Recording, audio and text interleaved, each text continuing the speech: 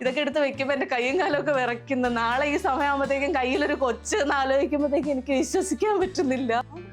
അതാണ് നമ്മൾ ടെൻഷനൊന്നും ഇല്ലാതെ വളരെ കൂളായിട്ട് പോകുമ്പോൾ.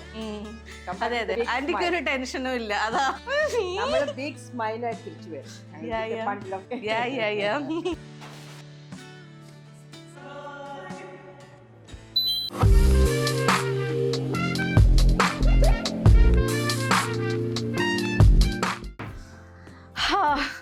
അങ്ങനെ ഇന്നത്തെ ദിവസം സെപ്റ്റംബർ 25-ാം തീയതിയാണ്. ഇന്ന് ഞാൻ ഹോസ്പിറ്റലിൽ അഡ്മിറ്റ് ആകുന്ന ദിവസമാണ്. നാളെ എനിക്ക് 37 വീക്ക് തികയും. നാളെ എൻ്റെ ഷെഡ്യൂൾഡ് സി സെക്ഷനാണ്. അപ്പോൾ നിങ്ങൾ വിചാരിക്കും എന്താണ് ഈ ഷെഡ്യൂൾഡ് സി സെക്ഷൻ 37-ാമത്തെ വീക്കിൽ നടത്തുന്നതെന്ന്. ഒന്നാമത്തെ കാര്യം, എനിക്ക് ഹൈ BP ആണ് ഗൈസ്. ഇതൊക്കെ ആലോചിച്ചിട്ടാണ് തോന്നുന്നത്, എനിക്കറിയില്ല. എൻ്റെ വീട്ടിൽ എല്ലാവരും ലോ BP ക്കാരാണ്, പക്ഷേ എനിക്ക് ഹൈ BP ആണ്. 140, 100 എന്നൊക്കെയുള്ള ലെവലിലൊക്കെയാണ് ഞാൻ പൊയ്ക്കൊണ്ടിരിക്കുന്നത്. രണ്ടാമത്തെ കാര്യം എന്ന് പറയുന്നത്, എനിക്ക് മേലൊക്കെ ഇങ്ങനെ ഒരു അലർജിക് റിയാക്ഷൻ വന്നു.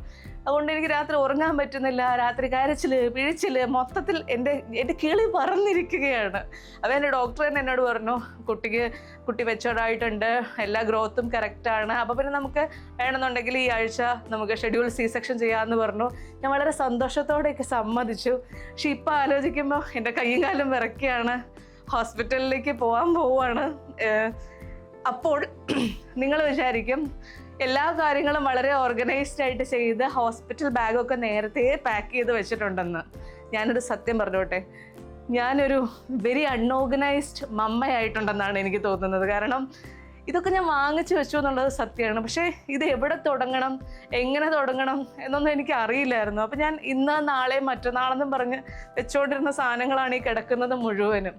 ഇനി ഇതെല്ലാം പെട്ടെന്ന് എടുത്തു വെച്ച് ഞാൻ ഹോസ്പിറ്റലിലേക്ക് പോവാണ്. ലേക്ക് ഷോറിലേക്കാണ് പോകുന്നത്. അപ്പം നമുക്ക് ഉള്ള സാധനങ്ങളൊക്കെ പെട്ടെന്ന് പാക്ക് ചെയ്യാമല്ലേ. ഞാനൊന്ന് ഇരിക്കട്ടെ, എനിക്ക് വയ്യ. ബേസിക്കലി ടെൻഷനും പിന്നെ ശ്വാസമില്ലായ്മയും എല്ലാം കൂടെ ഉണ്ട്.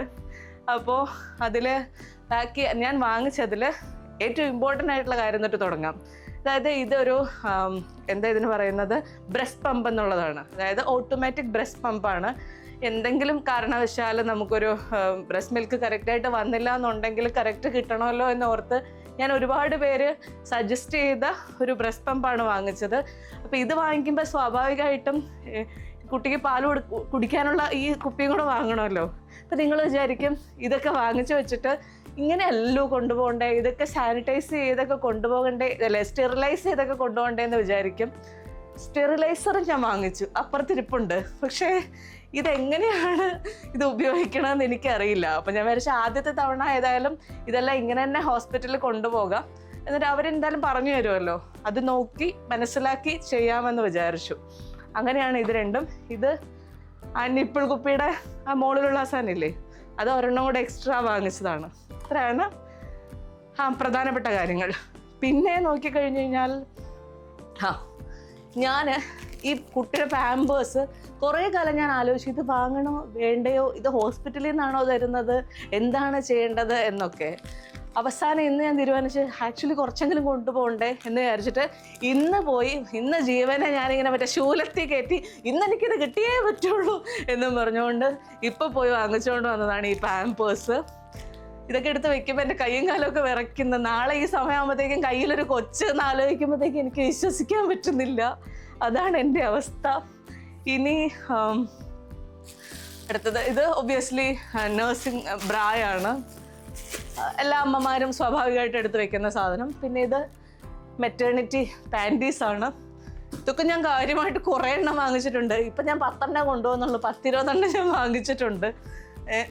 ഇതൊക്കെ നിങ്ങൾ പലപ്പോഴും പല വീഡിയോസിലും കണ്ടിട്ടുണ്ടാവും. വളരെ ഓർഗനൈസ്ഡ് ആയിട്ട് ഇതെല്ലാം നല്ല ഭംഗിയായിട്ട് വളരെ നേരത്തെ പാക്ക് ചെയ്ത് വെച്ചിട്ടുള്ള ആൾക്കാരെ. ഞാൻ മിനിഞ്ഞാന്നാണ് ഹോസ്പിറ്റലിൽ ഒരു ലാസ്റ്റ് ചെക്കപ്പിന് തന്നെ. അപ്പോൾ ഡോക്ടർ എന്നോട് പറഞ്ഞു, അടുത്ത ദിവസം വന്ന് അഡ്മിറ്റ് ആയിക്കോ, മെറ്റേണിറ്റി ബാഗൊക്കെ പാക്ക് ചെയ്തിട്ടുണ്ടല്ലോ അല്ലേ എന്ന്. ഞാനിങ്ങനെ അതൊക്കെ ഉണ്ടല്ലോ അല്ലേ, അതൊന്നും ഞാൻ ചെയ്തിട്ടില്ല എന്നുള്ള അവസ്ഥയിൽ അപ്പോഴായിരുന്നു ഞാൻ നിന്നത്. പിന്നെ എല്ലാം ഷെഡുവിടേന്നായിരുന്നു. എന്തൊക്കെയോ കുറേ കാര്യങ്ങളൊക്കെ എടുത്തു വെക്കുന്നു, പാക്ക് ചെയ്യുന്നു. അതാണ് നിങ്ങളിപ്പോൾ കണ്ടുകൊണ്ടിരിക്കുന്നത്. ഇനി ഇത് നമ്മുടെ ബേബി വൈപ്സ് ആണ്.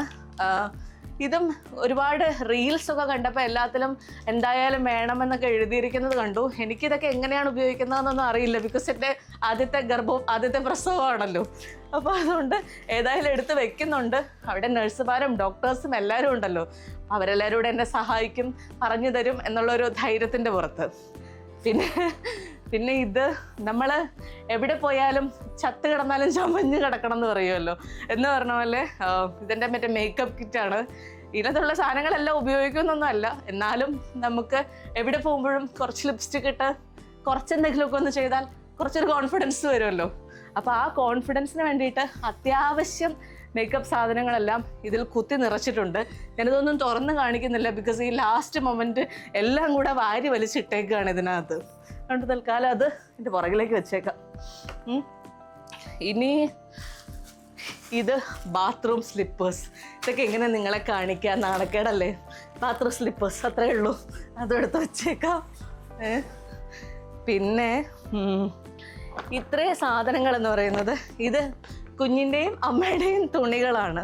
ഇതെല്ലാം എൻ്റെ അമ്മ കഴുകി ഷാംപൂ വാഷൊക്കെ ചെയ്ത്, ബേബി ഷാംപൂ വെച്ച് വാഷ് ചെയ്ത് എല്ലാം തേച്ച് മടക്കി കൊണ്ടുവന്നിട്ടുണ്ട്.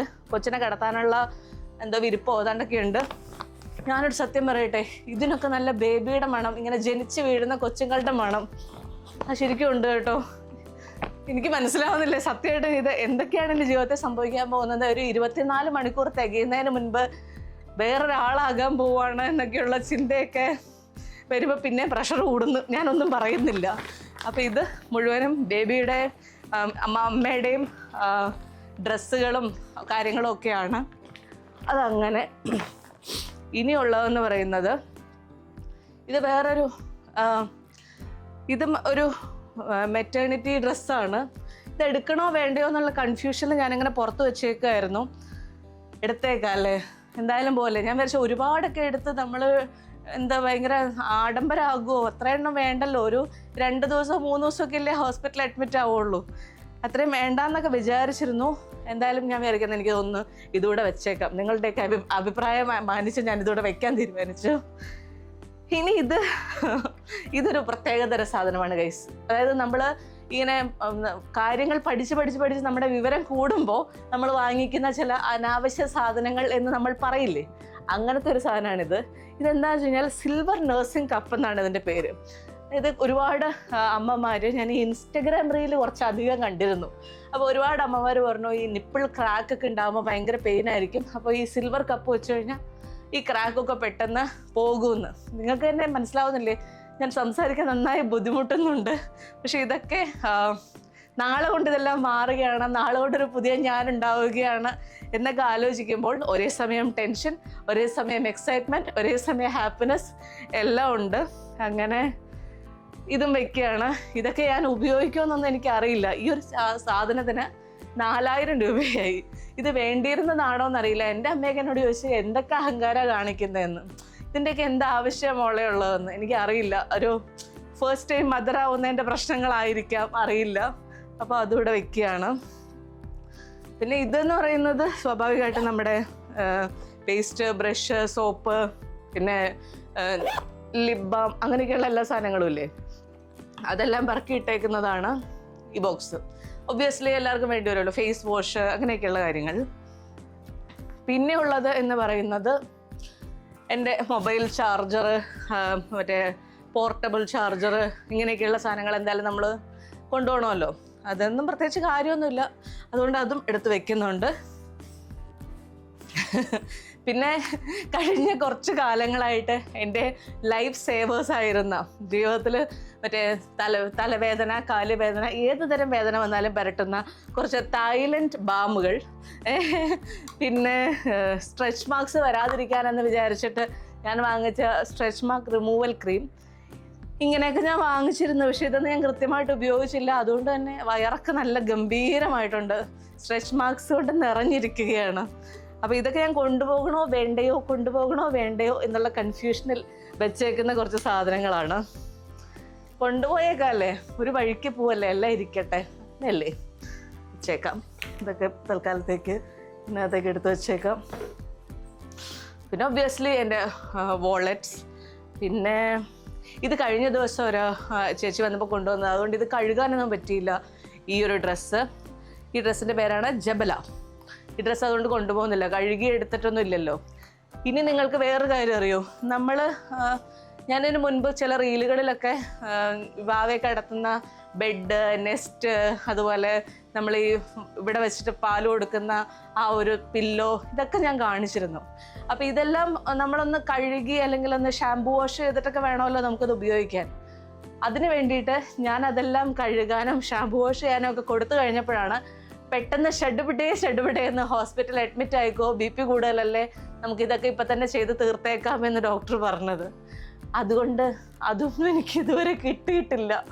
അതിന് മിനിമം ഒരു 5 ദിവസം എടുക്കും ആ ഒരു ഷാംപൂ വാഷൊക്കെ ചെയ്ത് വരാൻ. ബിക്കോസ് ഇതൊക്കെ പഞ്ഞിയൊക്കെ അല്ലേ, അപ്പോൾ കൃത്യമായിട്ട് ഉണങ്ങാനൊക്കെ ഉണ്ട് എന്ന് പറഞ്ഞു. അപ്പം അതൊക്കെ എന്ത് ചെയ്യുമെന്ന് എനിക്ക് അറിയാൻ പാടില്ല. എന്തായാലും ഞാൻ ഒരേ സമയം എന്തൊക്കെയോ ഇമോഷൻസിൽ കൂടെ കടന്നു പോയിക്കൊണ്ടിരിക്കുകയാണ്. എന്താണ് സംഭവിക്കുന്നതെന്ന് സത്യം പറഞ്ഞാൽ എനിക്ക് അറിയാൻ പാടില്ല. ഏതായാലും ഞാൻ പോയിട്ട് വരാം. നിങ്ങൾ വിചാരിക്കും ഇതെന്താ എൻ്റെ വേറൊരു പാക്കിംഗ് എന്നല്ലേ? അതായത് രമണ, ഞാൻ ഇത് കഴിഞ്ഞിട്ട് ഈ ഫ്ലാറ്റിലേക്കല്ലല്ലോ ഡയറക്റ്റ് വരുന്നത്. ഞാൻ ഇനി എൻ്റെ വീട്ടിലേക്കാണ് പോകുന്നത്. അപ്പോൾ വീട്ടിലേക്ക് പോകാൻ നേരത്തേക്ക് എൻ്റെ ലാപ്ടോപ്പ് നമ്മുടെ ഉപജീവന മാർഗ്ഗമാണല്ലോ, ഇതെടുക്കണം. പിന്നെ ഞങ്ങളുടെ ഇതുവരെയുള്ള ബില്ലുകൾ, എല്ലാവർക്കും സാലറി ഒക്കെ കൊടുക്കണ്ടല്ലേ 1-ാം തീയതി, അപ്പോൾ അതെടുക്കണം. ഇതെല്ലാം എടുത്ത് വേറൊരു ബാഗിൽ പാക്ക് ചെയ്ത് വെച്ച് കഴിഞ്ഞ് കഴിഞ്ഞാൽ ഈ ബാഗും കൂടെ കൊണ്ടുപോയാൽ മതിയല്ലോ. അതുകൊണ്ടാണ് ഈ സാധനങ്ങളെല്ലാം ഞാൻ ഇതിനകത്തേക്ക് പാക്ക് ചെയ്യുന്നത്. ഇത്രയും കാര്യമായിട്ട് ചിന്തിക്കുന്ന എത്ര പേരെ നിങ്ങൾക്കറിയാം ഗൈസ്? ഇതിൻ്റെ എയർപോർട്ട് ഇതിനകത്ത് എടുത്ത് വെച്ചേക്കാമെന്ന് വിചാരിച്ചു. അങ്ങനെ ഒരു ബാഗും കൂടെ എക്സ്ട്രാ വണ്ടിയുടെ അകത്തിരുന്നോട്ടെ, നല്ലതല്ലേ? ഇതും കൂടെ എടുത്തു വെക്കണമായിരുന്നു. ഇതൊക്കെ ഇനി വീട്ടിലല്ലേ വേണ്ടത്. ഇത് കയറൂല, വേറെ എവിടെയെങ്കിലും എടുത്തു വെക്കാം.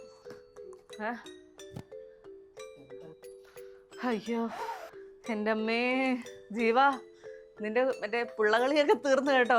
ഒരു പുള്ളയായി, ഇനി പുള്ളകളിയൊക്കെ തീർന്നു, ഉത്തരവാദിത്തങ്ങളേറി. ഇനി ഫുൾ ടൈം റീല് കണ്ടൊന്നും ഇരിക്കാൻ പറ്റില്ല കേട്ടോ, കൊച്ചിനെ നോക്കലൊക്കെ ഉണ്ട്. എങ്കിൽ ഞങ്ങൾ പോയിട്ട് വരട്ടെ. പുറത്തൊക്കെ 5 മണിക്ക് ഇറങ്ങും, 6 മണിയാകുമ്പോൾ ഹോസ്പിറ്റലിൽ എത്തും എന്നൊക്കെ പറഞ്ഞിരുന്നതാ. ഇപ്പൊ സമയം 6:15. അതിനുവേണ്ടി ആൻറ്റി 3:30 എത്തിയിരുന്നു. അപ്പം തൊട്ട് ഞാൻ അങ്ങോട്ടും ഇങ്ങോട്ടും തേരാപാര നടക്കുകയാണ്. ഇനി എൻ്റെ അച്ഛനും അമ്മയും അവിടെ ഓൾറെഡി ഹോസ്പിറ്റലിൽ വന്നിരിക്കുക. ഞാൻ അവരോട് ഇങ്ങോട്ടൊന്നും വരണ്ട, ഡയറക്റ്റ് ഹോസ്പിറ്റലിലേക്ക് വന്നാൽ മതി എന്ന് പറഞ്ഞു. അതുകൊണ്ട് അവരവിടെ വിസിറ്റേഴ്സ് ആയിട്ട് ഇരിപ്പുണ്ട്. ഞങ്ങൾ ചെല്ലട്ടെ അല്ലേ? അതാണ് നമ്മൾ ടെൻഷനൊന്നും ഇല്ലാതെ വളരെ കൂളായിട്ട് പോകാൻ പോവാ. അതെ, ആന്റിക്ക് ഒരു ടെൻഷനും ഇല്ല. അതാ എനിക്ക് അങ്ങനെയല്ല, ടെൻഷനില്ല, എനിക്കും ടെൻഷൻ. ബിഗ് സ്മൈലായിട്ട് തിരിച്ചു വരും. ഇത്രേ ബാഗ് എനിക്ക് എന്തിനാന്ന്. പക്ഷെ ഇതൊന്നും എന്റെ അല്ല കേട്ടോ, ഇതൊക്കെ എന്റെ ഭർത്താവ് റെഡി ആവാൻ വേണ്ടി ഇന്നലെ H&M പോയി നടത്തിയ പർച്ചേസിന്റെ. ഇന്നും പോയോ? ഇന്നും പോയി നടത്തിയിരുന്നു. ഇറങ്ങി